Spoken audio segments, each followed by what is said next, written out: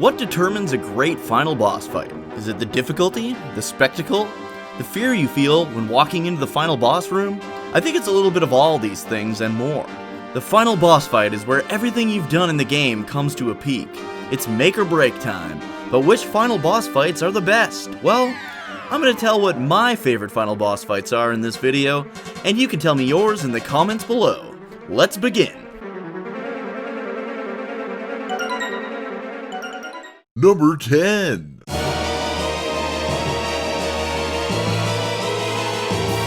I've mentioned many times before how Final Fantasy IV is one of my favorite games of all time. But unfortunately, Final Fantasy IV suffered from what I like to call a "who the fuck is this guy" final boss. In some cases, this can be pretty well done, but in Final Fantasy IV, you don't even hear Zemus's name until you've almost finished the game. Don't get me wrong, Zeromus is cool as hell, and a very good boss fight, but number 10 on my list is actually the final boss from Final Fantasy IV's not as great sequel, The After Years. The After Years was a decent game sometimes and a pretty terrible game at others, but one thing it absolutely nailed was its final boss. The creator is the last remaining member of a species from the edge of the universe who actually created all the crystals and uses the true moon as some sort of interstellar space vessel. This dude is so powerful and terrifying that after you've beaten him, you then have to escape the collapsing true moon with the creator chasing you and fighting you the entire way. I both hated and was terrified during this boss fight when I first beat it, but looking back, other than the fact that it's the Menade that actually finishes him off stealing your kill, this was a pretty crazy and unique final boss fight.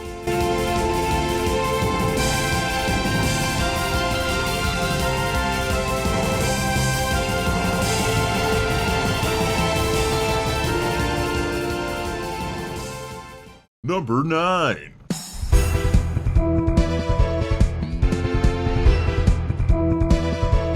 I played Lunar Silver Star Story Complete for the first time ever this year, and the final boss, Magic Emperor Galleon, was one of the hardest final bosses I've ever fought in a JRPG.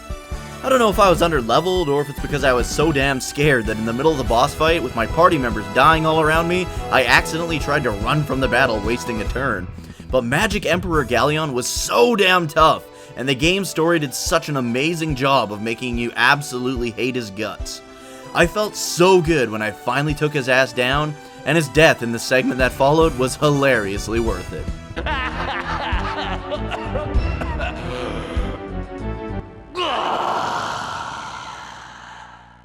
Number 8.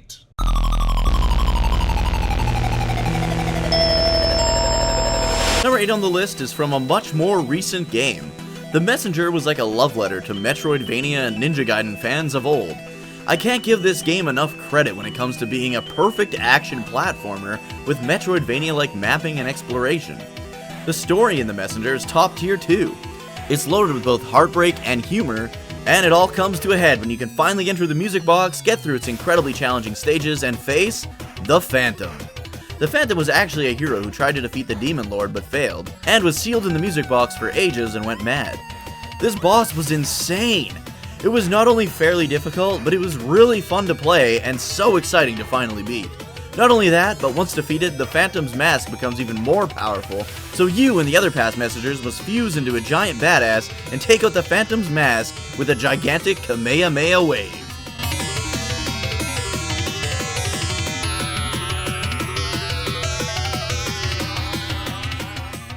Number 7.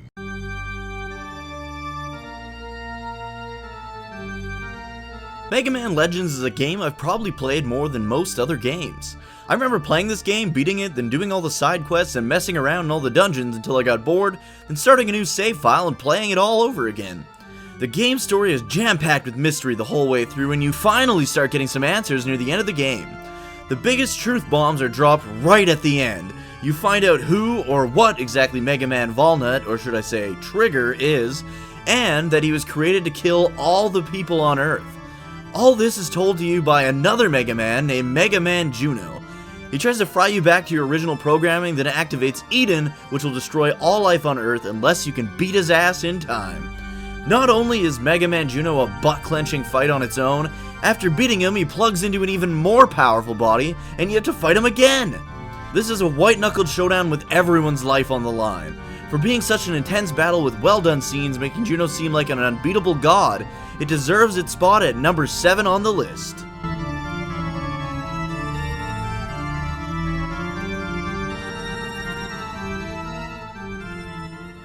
Number 6.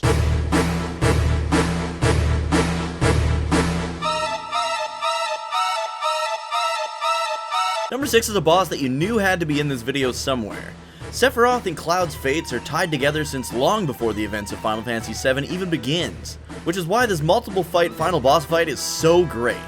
You start off killing and finishing off Genova, then you're locked in a battle with who I like to call Steroid Sephiroth. Once he falls, you're then on to one of the most iconic final boss fights in video game history, Safer Sephiroth. He's got some iconic attacks, music, and design. Thankfully, he can be easily spanked by Knights of the Round, but this isn't the last you see of our boy Sephiroth. There are a bunch of scenes in between, but then it's time for the ultimate showdown between Cloud and Sephiroth, man-to-man in a badass limit break war. This, in my opinion, is one of the coolest ways to do a final boss fight, and as we'll see later in the next entry, it's not the only time something like this has been done. This would be higher on the list if these fights weren't so damn easy, but the spectacle and history alone are enough to put Sephiroth at number 6 on the list.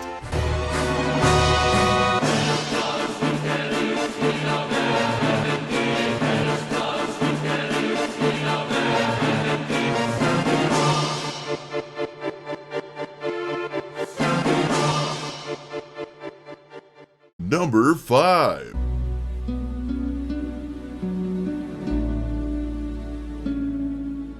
I'm a gigantic Metal Gear fan. Starting all the way back with Metal Gear on the NES, I've always loved this series.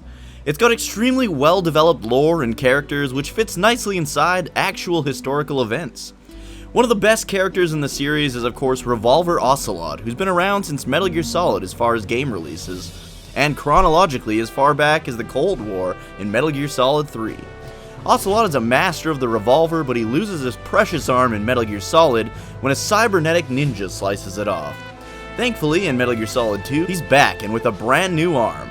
Whose arm was it? None other than the clone of Big Boss and Solid Snake's brother, Liquid Snake.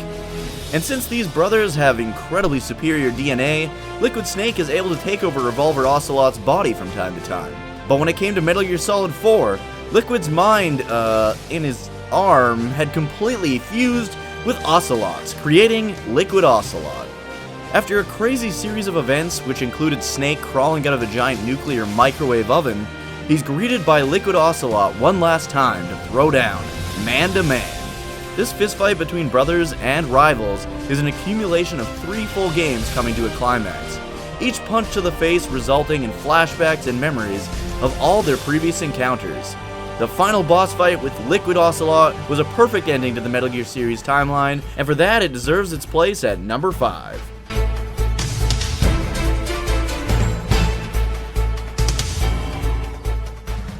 Number 4.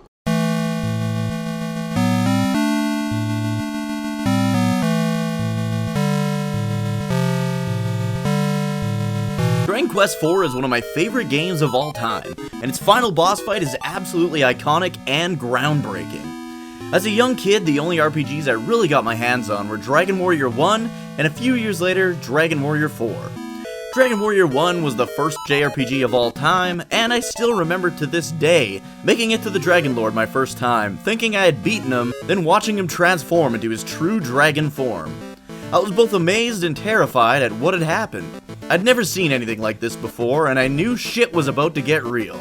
So a few years later, when I had finally made it to the end of Dragon Warrior 4, I was prepared for a similar situation. But Dragon Warrior 4 took that boss transformation and ran with it. I remember sitting in my dark bedroom that night and making my way through Necrosaro's castle, then walking up to him as he sat on his throne. I remember thinking, this guy looks like Esterk, but there's gotta be something else coming next. And boy was I right. The more my party damaged Necrosaro, the more limbs would fly off, and new limbs started growing out in their place. At one point, I thought I beat him, but in actuality, his stomach was just writhing grotesquely, so that a face could grow out of it. Even after that, he sprouted some big spiky legs, long creepy arms, and another monstrous head! Imagine seeing this in a dark room in the middle of the night as a kid. These creepy transformations were unlike anything ever seen or done before on the NES. Not only were the transformations terrifying, Necrosaro's jump in power each time he transformed was even more scary. For being the most epic boss fight of my entire childhood, Necrosaro claws his way up to number 4.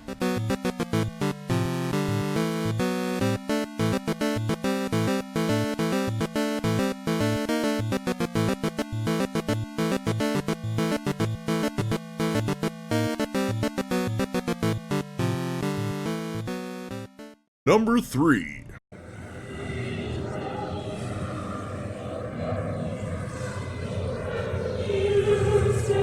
Number 3 is a boss that can be so damn difficult that despite growing up playing this game, I was never able to beat it until this year. Ultimecia from Final Fantasy VIII is a multi-battle boss fight consisting of some of the most difficult boss fights in the entire Final Fantasy franchise. If you don't know how the game works and don't know how to break the system, these battles with Ultimecia are incredibly tough. The fact that once you've entered her castle there's no going back for grinding or items just adds to the difficulty. With 3 different forms to fight, one of them having her junction the personification of Squall's strength and pride Griever, this isn't just a tough battle, but a lengthy war of endurance as well. Her final form is even more powerful. Top this all off with the fact that you're given a random party to start the battle, and the only way to tag out is to let one of them die and stay dead for a few turns, and you have the most difficult and exciting final boss fight in Final Fantasy history.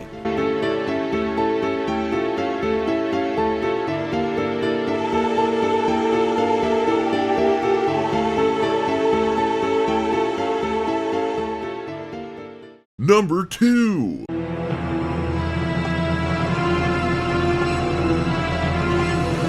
Castlevania is one of my favorite series of all time. Killing Dracula and other horror icons just never gets old for me, especially when the final boss fight with Dracula is constantly evolving. But to me, it never gets better than the final showdown with Dracula in Castlevania's Symphony of the Night. At the very start of the game, you get to fight the traditional NES-style version of Dracula as Richter, but in this final confrontation, you get to see his new and improved final form. Dude looks like some sort of interdimensional space demon. This is another one of those white-knuckled boss fights that feels so good to beat. Once you've beaten this crazy bastard, you're rewarded with more timeless Dracula dialogue. I love this game's cheesy-ass voice acting. And following that, you get an incredible cutscene showcasing the destruction of Castlevania, Dracula's home. Symphony of the Night is such a timeless classic that many games today try to emulate. And this final boss fight with Dracula is one of the best of all time.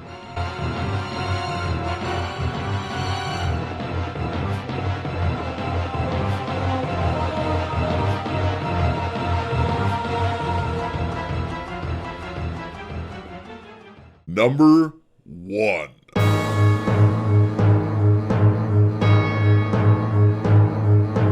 Oh my god. Rogue Galaxy is quite possibly the most underrated hidden gem on the PlayStation 2, and it has been remastered on the PS4, which you can grab on the online store. This was my favorite game ever for a point in my life, and still today it's one of my favorites. But we're not here to talk about the game itself, we're here to talk about its incredibly epic-ass final boss fight. So you start off battling Mother in a giant lake of ruin. Mother turns out to be this big-ass cockroach-looking bitch, who at this point you believe to be the final boss. If you're leveled up properly and prepared though, she's a walk in the park if you know what you're doing. You just gotta bend that bitch over and slash her big dumb head. After this, you're excited as fuck, you just beat the game! But then Zegrum says, something ain't right. And it turns out, you were just fighting Mother's cocoon. Now you're at the final battle, with Mother in her true form. Now she's this big ass butterfly bitch who surpasses all beings in the galaxy. Luckily, Jaster goes all Super Saiyan using the power of the Star King, shit-talks her, and takes her down.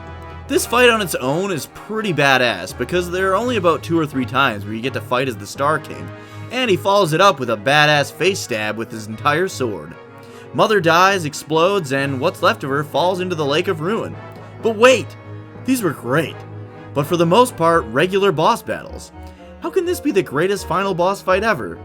But no, that douchebag Valcog shows up and tries to harvest the rune to create more monsters. This plan is foiled, however, as the rune completely takes over his entire ship, becoming the sentient and greatest final boss fight ever, the Demon Motherfucking Battleship! This is a multi-tiered battle, as the party must split up to kill the members of Valcog's crew, who were all now possessed by pure rune. This is such an amazing boss fight, but this isn't even the damn end. Jaster finally fully controls the power of the Star King, gets this giant-ass sword, and the entire party works together to take down this badass battleship. Each character is important to their task and gets their time to shine in this final boss fight, and Jaster finishes things off after each part of the crew and ship get destroyed. That final phase of the boss fight with Jaster using the most powerful sword in the galaxy to single-handedly finish off the demon battleship is a final boss fight that I will never forget. The spectacle, the story all coming to a head, the teamwork required, and the difficulty of fighting this gigantic demon battleship are all factors in this being, in my opinion, the greatest final boss fight of all time.